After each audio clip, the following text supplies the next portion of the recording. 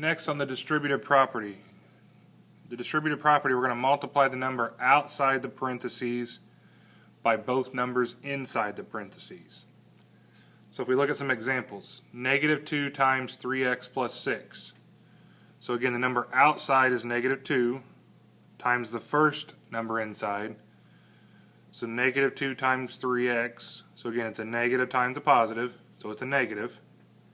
2 times 3 is 6, and then we have the x.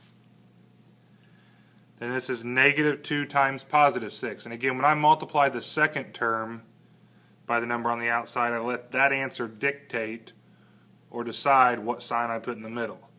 So some people are used to automatically putting a plus sign. I don't do that. Since negative 2 times positive 6 is negative 12, I'm just going to write minus 12.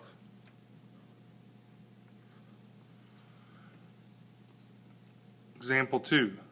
6 times x, or 6 times 1x, is just 6x.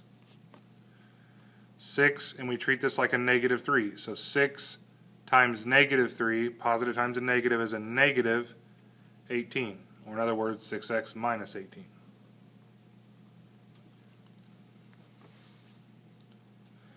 Example 3, if I just have a negative sign on the outside of the parentheses, then we treat it like a negative 1.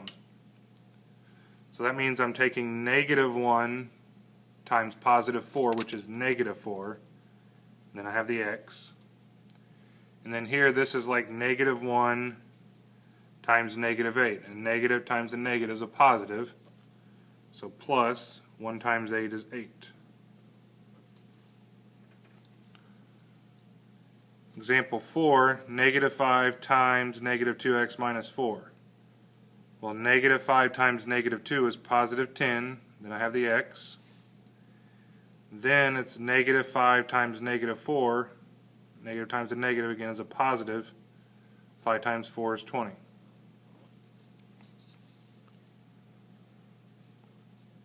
Example 5, got a 3 on the outside, times negative x. Well, again, this is like a negative 1.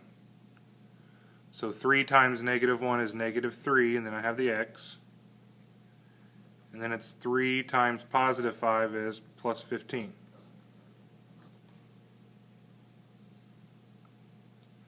Example 6, 8 times negative 2x. Again, positive times a negative is a negative.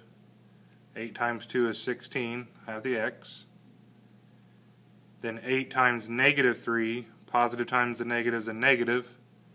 And 8 times 3 is 24.